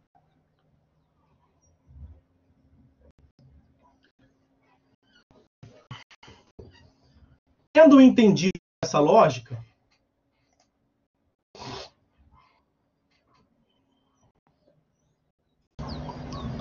tendo entendido esta lógica do artigo 354, chamada extinção do processo, nós vamos passar aos artigos 355 e 356 do CPC, que são, respectivamente, olha, seção 2ª, do julgamento antecipado do mérito. Artigo 355. E seção 3ª, do julgamento antecipado parcial do mérito. Artigo 356. Dá para analisar eles em conjunto. Como eu lhes disse lá atrás, o 354 fez referência ao 485 como um todo, vícios insanáveis. E fez referência também ao 487, incisos 2º e 3º. Deixou de fora, portanto, apenas o 487, inciso 1º. Por quê? Porque os artigos 355 e 356 é que vão ser combinados com o 487, inciso 1º. E o 487, inciso 1º, é aquele na qual se dá o que a doutrina chama de julgamento de mérito por excelência. Haverá resolução de mérito quando o juiz acolher ou rejeitar o pedido formulado na ação ou na reconvenção. Então, quando o juiz julga procedente, julga improcedente o pedido, ele analisa o pedido. Não houve autocomposição. Autocomposição é mérito, mas é um mérito alcançado pelas partes. Não houve prescrição e decadência. Prescrição é mérito, mas é um mérito que impede a análise do pano de fundo do mérito. É uma preliminar de mérito a prescrição. Então, superado os incisos 3º e 2º, sobra o filé mignon para o juiz, vamos assim dizer. Sobra a análise do mérito por excelência, quando o juiz vai julgar quem tem razão. Não tem nenhum vício processual, as partes não fizeram acordo, não tem prescrição e decadência, o juiz tem que julgar. É o 487, inciso 1º. As hipóteses do 355 e do 356 se dão nesses casos, portanto, em que o juiz julga o mérito por excelência, acolhe ou rejeita o pedido. O que diferencia o 355 do 356? Essa mesma lógica que nós vimos, que diferencia o 354 e o 354, parágrafo único. Nós temos que saber diferenciar quando que é uma sentença, artigo 203, parágrafo 1º, quando que é uma decisão interlocutória. Artigo 203, parágrafo 2º. E aqui, eu suponho que não vai ter dificuldade. Porque olha o nome dos institutos. Aqui vai até ajudar um pouquinho. Olha o que está acima do 355 ali em cima. Do julgamento antecipado do mérito. Nós até vamos ver que no 355 caput ele fala em sentença. Olha o 356 agora. Do julgamento antecipado parcial do mérito. É quase tudo igual, só entrou a palavra parcial, porque se é parcial é porque é de uma parcela e não de todo. Então, no 3.5 nós teremos uma sentença. No 356 nós teremos uma decisão interlocutória. E é só essa a distinção. Os dois institutos dá-se o julgamento do mérito. O juiz formou o seu convencimento e vai julgar o mérito. O 355 ele julga o mérito e coloca fim ao processo por sentença, o ato final. O 356 ele julga o mérito, mas de uma parcela do processo, não de todo o processo. Se não é de todo o processo tem que prosseguir. Se o processo vai prosseguir, a decisão que ele proferiu não tem como ser uma sentença, é uma decisão interlocutória. Vamos trazer agora os dispositivos. Olha o que prevê o artigo 355. O juiz julgará antecipadamente o pedido, proferindo sentença com resolução de mérito quando? Olha, proferindo sentença. O juiz vai proferir sentença. Aqui não tem dúvida. Se formos analisar o 356 caput, cada um deles tem os seus incisos, tá? Estou só fazendo uma análise comparativa. Olha o 356 caput. O juiz decidirá parcialmente o mérito, quando um ou mais dos pedidos formulados ou parcela deles traz as hipóteses. Não fala o tipo do ato decisório, a natureza. No 355 fala a sentença, no 356 não fala, mas faz a menção a parcialmente. Logo, o 355 é sentença, não tem como ter dúvida, a própria lei diz, e o 356 é decisão interlocutória, é uma parcela do mérito. Eu vou trazer agora os incisos, mas antes de trazer os incisos, eu vou lhes trazer o mais importante, que é uma explicação sobre os incisos. Na verdade, está tudo representado nessa seguinte ordem de ideia aqui. O juiz vai julgar o mérito nesse momento do processo porque ele simplesmente formou o seu convencimento. O procedimento comum da tutela cognitiva, que nós estamos a estudar, como nós já tratamos aqui, 1.385.213 vezes, eu estou contando um por um, é formado pela junção das alegações e provas ou presunções. Cognição é a atividade intelectual do juiz, consistente na análise das alegações e provas ou presunções para que ele forme o seu convencimento. Se ele já tem o seu convencimento formado, se ele já está convencido, por quê? Porque as partes já alegaram o que tinham para alegar. E com as provas que já estão no processo, ou com a presunção que já incidiu, ele já está confortável para julgar, que julgue. Esse é o momento certo para julgar. É até uma parcela da doutrina que critica. Não é para se chamar do julgamento antecipado do mérito. Ele não antecipou nada, esse é o momento certo para se julgar. Não é igual a tutela antecipada. Lá na tutela antecipada, a tutela provisória, há antecipação. Aqui não há antecipação, que o juiz está julgando no momento que ele tem que julgar, ele está convencido. Se ele prosseguisse com o processo, que ele estaria cometendo uma lesão ao devido processo legal. Não é um momento, não é um julgamento antecipado, é um julgamento adequado, é um momento adequado para se julgar. Mas, enfim, isso é filigrana, isso é detalhe. O que importa é que o juiz vai julgar nesse momento porque ele está convencido. Todos os incisos, são 4, 2 para cada artigo. Todos os incisos dizem a mesma coisa. Tudo é reprodução. Tudo tem o mesmo sentido e diz a mesma coisa. Eu vou mostrar para os senhores. O mais importante deles, eu vou repetir aqui o 355 para a gente ver agora cada um dos artigos de modo separado. Vou até dar um traço aqui, ó. Traço. Vamos ver o 355. Esse inciso primeiro é o mais importante. O juiz julgará antecipadamente o pedido, proferindo sentença com resolução do mérito quando não houver necessidade de produção de outras provas. A palavra outras ali é essencial.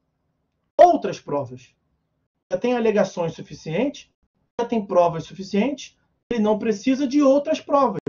Por que ele não precisaria de outras provas? Porque ele já está convencido. Já formou seu convencimento, já tem cognição. É hora de sentenciar, é hora de julgar. Olhem o inciso 2º desse mesmo artigo 355. O juiz vai proferir sentença, julgando o mérito, quando o réu for revel. Vejam se nós já estudamos isso. É o efeito processual da revelia. Quando o réu for revel, ocorrer o efeito previsto no 344, presunção de veracidade, e não houver o requerimento de prova na forma do 349, aquelas provas contrapostas, para afastar a presunção. O juiz pode julgar com base em presunção. Aí vejam aqui o que consta do artigo 374, inciso 4. Combinem esse 356, inciso 2, com o 374, inciso 4. Não dependem de prova os fatos em cujo favor milita a presunção legal de existência ou veracidade. Não precisa de outras provas, porque já tem presunção de veracidade. Como nós estudamos da revelia. Ocorreu o efeito do 344. O réu não afastou a presunção. A lei está dizendo que não precisa de prova. É o inciso 1º. O juiz vai julgar porque não precisa de outras provas. Ele já está convencido. E ele aqui no 355, como nós vimos, vai julgar todo o processo. Todo o objeto do processo ele vai sentenciar. Não corte. 356. Vai tudo dizer a mesma coisa.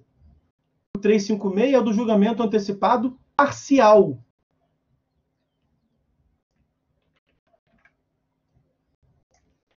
Do mérito. Caput. O juiz decidirá parcialmente o mérito quando um ou mais dos pedidos formulados ou parcela deles. Inciso 1º. Mostrar-se incontroverso. Incontroverso é quando não há controvérsia. Lembra que eu falei ainda há pouco para os senhores, eu tinha falado lá atrás também? Quando não há controvérsia, não precisa de provas. Olha o que prevê o artigo 374, inciso 3º. Combinem aí, vão combinando. Combinem o 356, inciso 1º, com o 374, inciso 3º, e com o 355, inciso 1º, que é a mesma lógica. Não dependem de prova os fatos admitidos no processo como incontroversos. Se é tido como incontroverso, não tem controvérsia. Se não tem controvérsia, não precisa provar. Se não precisa provar, 355, inciso 1º, não dependem de outras provas. Por isso que quando o 356 diz mostrar-se incontroverso, é o que eu estou lhe dizendo. O legislador procurou outras formas de dizer a mesma coisa. E 356, inciso 2º. Veja como é que fica escancarado. O legislador procurou dizer a mesma coisa de outra forma. O juiz decidirá parcialmente o mérito quando um ou mais dos pedidos formulados ou parcela deles, inciso 2º, estiver em condições de imediato julgamento nos termos do 355. Está tudo reduzido naquela ideia central que eu lhes passei, do 355, inciso 1º. Não houver necessidade de outras provas. Não precisa de outras provas, por quê? Porque ele já está convencido com as provas que tem, com a presunção que incidiu. O que diferencia o 355 do 356 é que no 355 é a integralidade do objeto do processo, no 356 é uma parcela. Se é uma parcela, é uma decisão interlocutória. Tanto é uma decisão interlocutória que olhem o que o parágrafo 5º do 356 nos diz. A decisão proferida com base nesse artigo, no 356, é impugnável por agravo de instrumento. Por agravo de instrumento. E o agravo de instrumento, nós já vimos aqui, é o recurso que visa impugnar algumas das decisões interlocutórias. E nesse caso, nós temos até mesmo um dispositivo específico. Vejam que consta do artigo 1015, inciso 2º. Isso aqui é matéria de recursos, tá? Cabe agravo de instrumento contra as decisões interlocutórias que versarem sobre mérito do processo. Qual é a decisão interlocutória que versa sobre mérito do processo? 356. 356. O juiz julga o mérito por decisão interlocutória. Artigo 356. Combinem aí, ó, o 356, parágrafo 5º, com 1015, inciso 2º, e o 1015, inciso 2º, com 356, parágrafo 5º.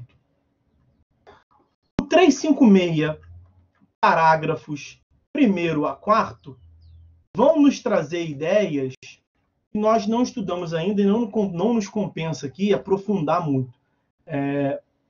Lá em Processo Civil 4, os senhores verão a ideia de liquidação e execução das decisões. Como é uma decisão de mérito, depois, se o réu não cumprir, né, se o sujeito passivo não cumprir, a parte pode executar. E o que os parágrafos vão dizer é isso. Tá? Pode ser que a decisão de mérito seja ilíquida, como está no artigo 492. Os senhores verão tudo isso em Processo Civil 4. E aí, é chamada sentença ilíquida. O que o parágrafo 1º vai dizer é que essa decisão pode ser também ilíquida. A decisão que julgar parcialmente o mérito poderá reconhecer a existência de obrigação líquida ou ilíquida. Assim como a sentença pode ser líquida, regra, ou ilíquida, exceção, também essa interlocutória segue a mesma lógica. Os parágrafos 2º, 3º e 4º vão dizer que a parte pode dar início a uma fase de satisfação, de execução dessa decisão interlocutória. Não nos compete muito ficar tratando isso aqui agora. É o último período que os senhores verão isso lá em Processo Civil 4. Mas a parte pode executar. É uma decisão de mérito. É um provimento definitivo, tá? Proferido com base em juízo de certeza. O juiz julgou o mérito. É mais importante os senhores saberem aqui. Está visto aí, finalizamos o estudo do julgamento conforme o estado do processo no que tem mesmo julgamento. Agora,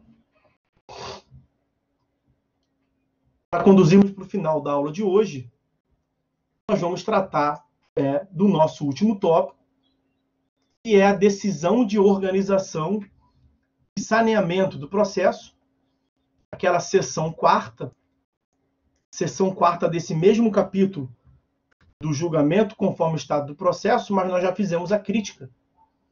E nesse caso não tem julgamento. Aqui justamente a hipótese na qual o juiz passou pela seção primeira, não reconheceu vício insanável nenhum. Passou pela seção segunda e seção terceira e não colocou fim ao processo. Não julgou o mérito. Então ele prosseguiu com o processo. Se ele prosseguiu com o processo é porque ele não formou o seu convencimento. Se ele não formou o seu convencimento, ele precisa formar. O que ele precisa para formar o seu convencimento? Mais uma vez, cognição é a junção de alegações e provas. Provas ou presunções. Se tivesse presunção, ele já tinha julgado. Então ele vai querer provas. As partes já alegaram. Então essa decisão de organização do processo,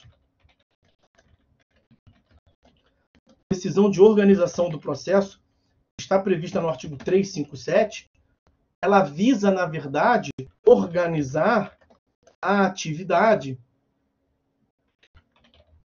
instrutória, a produção de provas no processo. A lógica é essa. Excelência, se você não pôde julgar, é porque você não está convencido, ok? Se você não está convencido, é porque te falta provas, porque a alegação as partes já alegaram. Então, te falta prova, beleza. Vamos organizar as provas que faltam, então. Essa decisão de organização do processo ela não existia no código anterior. É uma novidade, portanto, desse código de 2015, desse código atual.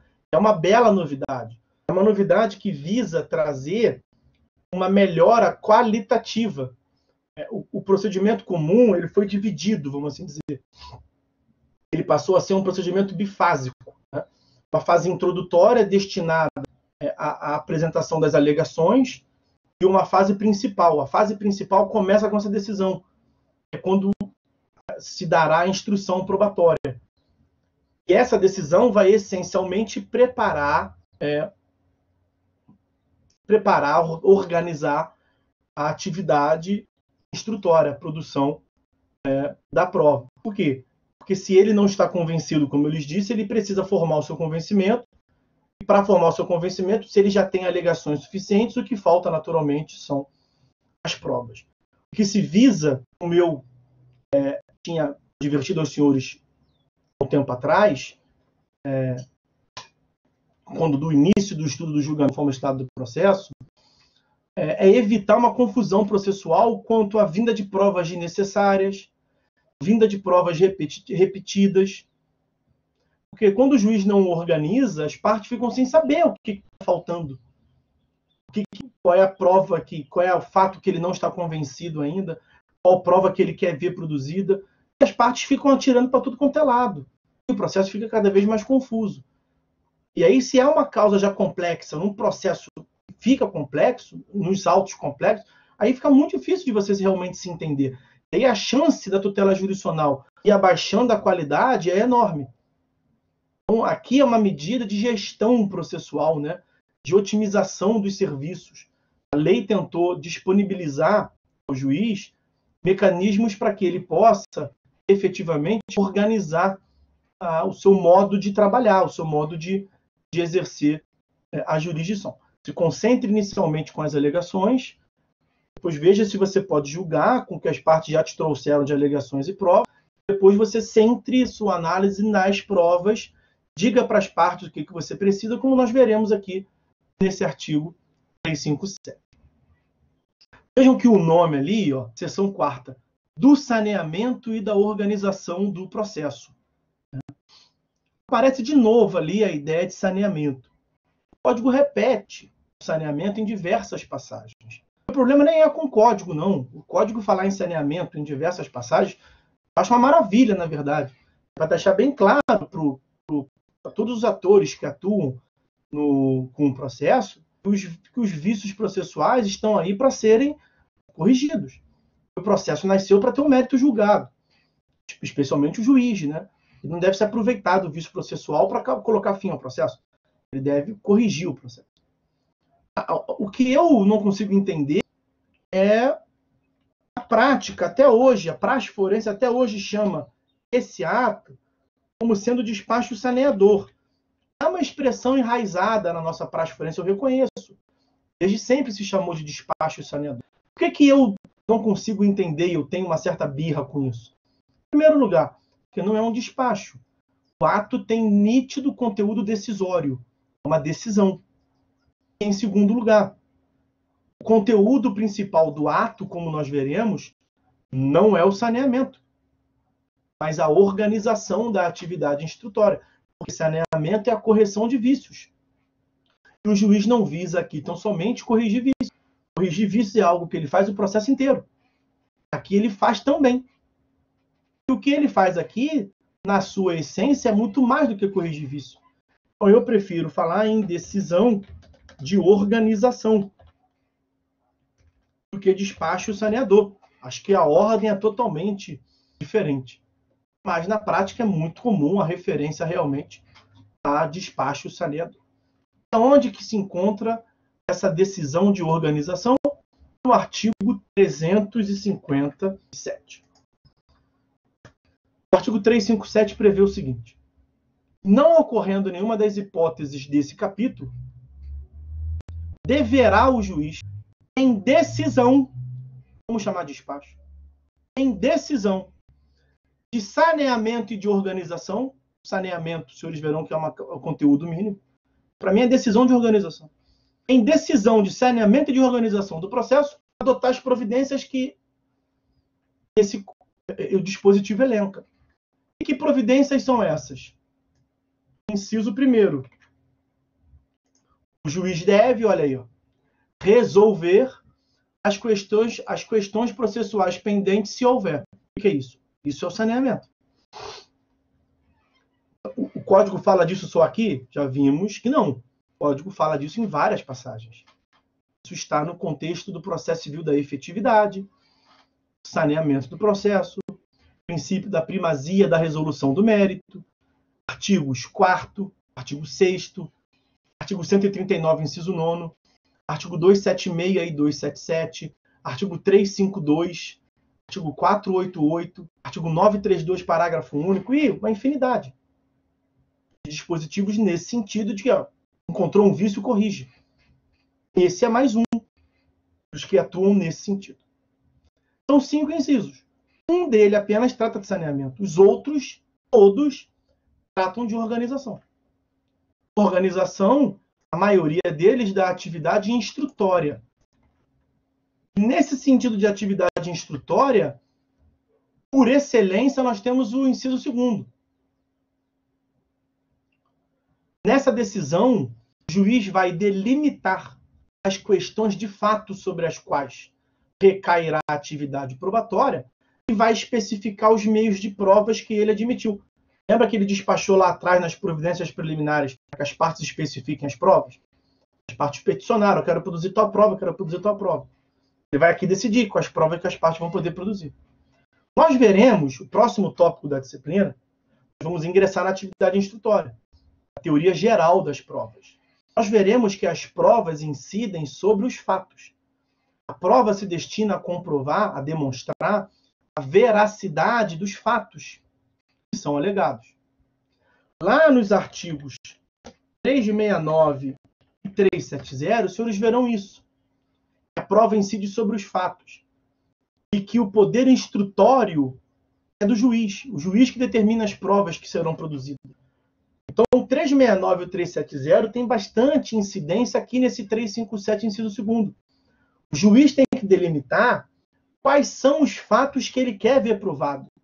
Ele tem uma infinidade de fatos que são desnecessários, que são inúteis. Esses fatos não devem ser objeto de prova, sob pena de tumultuar o processo. A lógica aqui é organizar o processo. Então, excelência, delimite quais fatos que você quer ver provado. Assim você vai organizar o processo. Assim você vai trazer eficiência. Assim você vai clarear o raciocínio. Você vai evitar que tenha confusão processual. E diga aí quais tipos de prova que você quer ver produzido. Quais tipos de prova que as partes pediram, ou mesmo que as partes não tenham pedido, o juiz tem o poder instrutório. O juiz pode determinar a produção de prova, independentemente da solicitação das partes. É nesse sentido o artigo 357, inciso 2º. Vejam a importância. A grande ideia de organização da fase instrutória está nesse inciso 2º. Olhem o inciso 3º.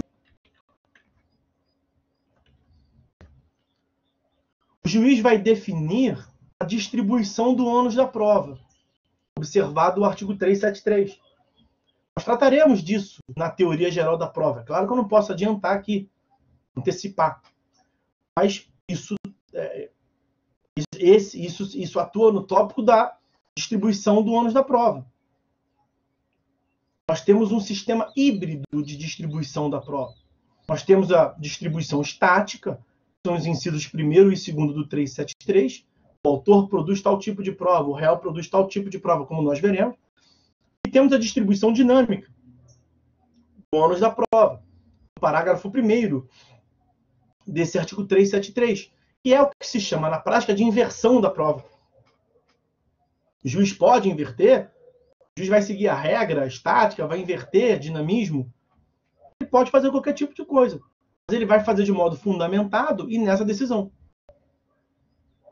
Porque nós veremos que a inversão do ônus da prova é uma regra de procedimento. O que significa isso? Quando você inverte, você tem que dar tempo para a outra parte, que acabou de receber a batata quente, ela não tinha que provar nada até agora. A regra estática, ela não tinha que provar nada, ela acabou de ter que provar. Tem que ter tempo para poder produzir prova, né? Então é esse o momento. Começou a atividade instrutória, ele já inverte. Vai definir, portanto, como é que vai se dar a distribuição. Se vai se dar de modo estático ou se vai se dar de modo dinâmico. Se vai seguir a regra ou se vai seguir a inversão. Inciso 3º do 357. O inciso 4º do 357, ele não trata diretamente bem associado à prova, não. Por quê? Porque ele diz ali, ó, o juiz nessa decisão vai delimitar as questões de direito que são relevantes para a decisão do mérito. Por que eu digo que isso não tem a ver diretamente com o aspecto instrutório? Porque, senhores, os senhores verão lá do artigo 376, 376, que o direito não é objeto de prova. Eu acabei de falar, o que se produz prova, a prova incide sobre os fatos, né? E não sobre o direito. Então, aqui no inciso 4º, quando ele diz delimitar as questões de direito, isso está muito associado a uma ideia de processo cooperativo. Uma cooperação, o juiz cooperar com as partes. Se o juiz percebe algo que ele pretende, algo que ele vislumbra como objeto de decisão, de julgamento, e as partes não debateram ainda, o Código está estimulando O Código, lá nos artigos 7º, 9º e 10, já tinha trazido essa ideia de um contraditório participativo. O juiz não pode decidir nada sem antes dar oportunidade para que as partes se manifestem. Aqui no artigo 357, inciso 4º, é uma delimitação, uma complementação. É um contraditório participativo, uma ideia de cooperação. O artigo 6º, todos os sujeitos do processo devem cooperar entre si. A cooperação no sentido de advertência. Você supõe que as partes estejam discutindo no processo a aplicação do Código de Defesa do Consumidor, estão discutindo o que tem de mais moderno e mais atual do STJ no mundo sobre relação consumerista. Só que o juiz está lendo aquilo e aos olhos do juiz não vai aplicar o CDC não, ele vai aplicar o Código Civil. Aos olhos do juiz, a relação não é de consumo, é uma relação civilista, relação entre iguais.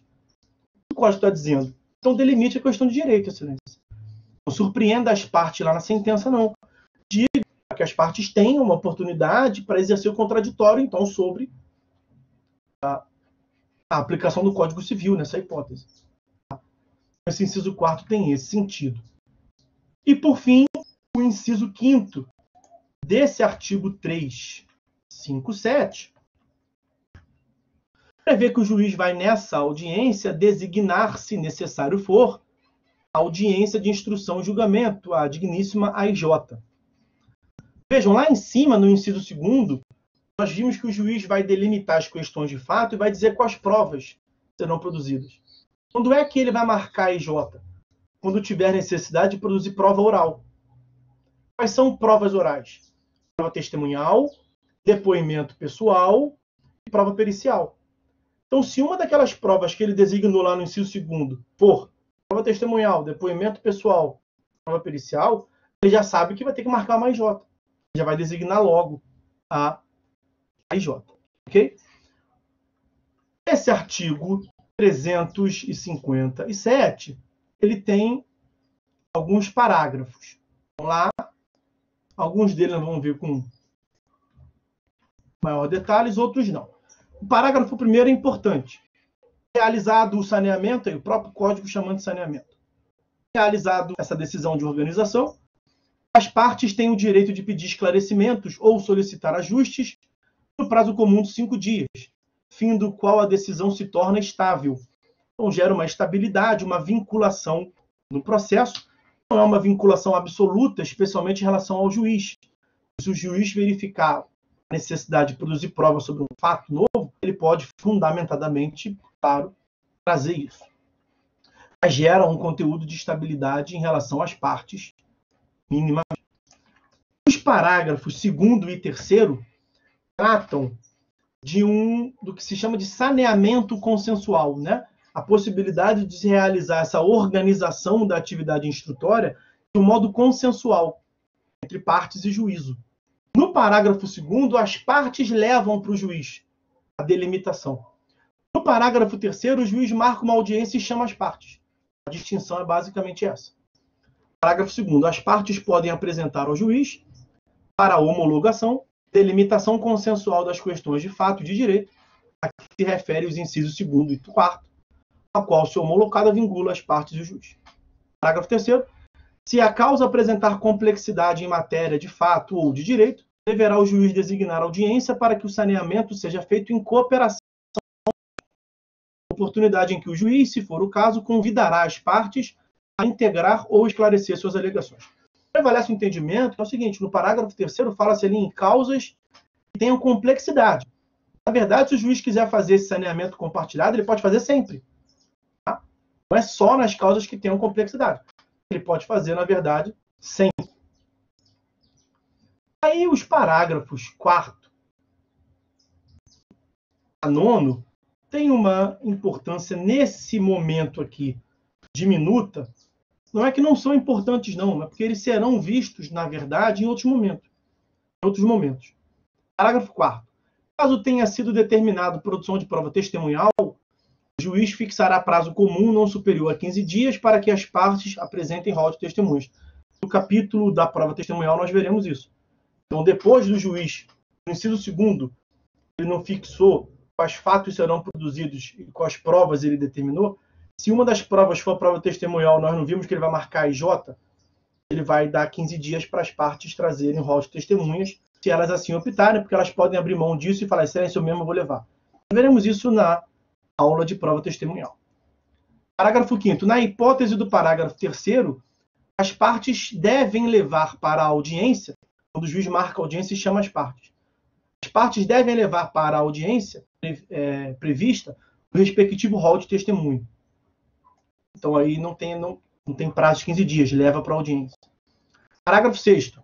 O número de testemunhas arroladas não pode ser superior a 10, sendo 3 no máximo para a prova de cada fato. Uma limitação de prova testemunhal, no máximo 10 e no máximo 3 para cada fato. Nós veremos isso também na prova testemunhal, lá a gente vai recordar. Parágrafo 7º. O juiz pode limitar o número de testemunhas, levando em conta a complexidade da causa e dos fatos individualmente considerados.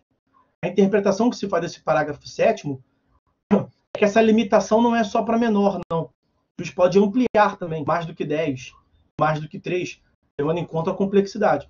Então, é uma interpretação extensiva dessa limitação. O juiz pode ampliar, pode diminuir ou pode ampliar. É mais para ampliar, né? Porque para diminuir seria uma restrição da ampla defesa.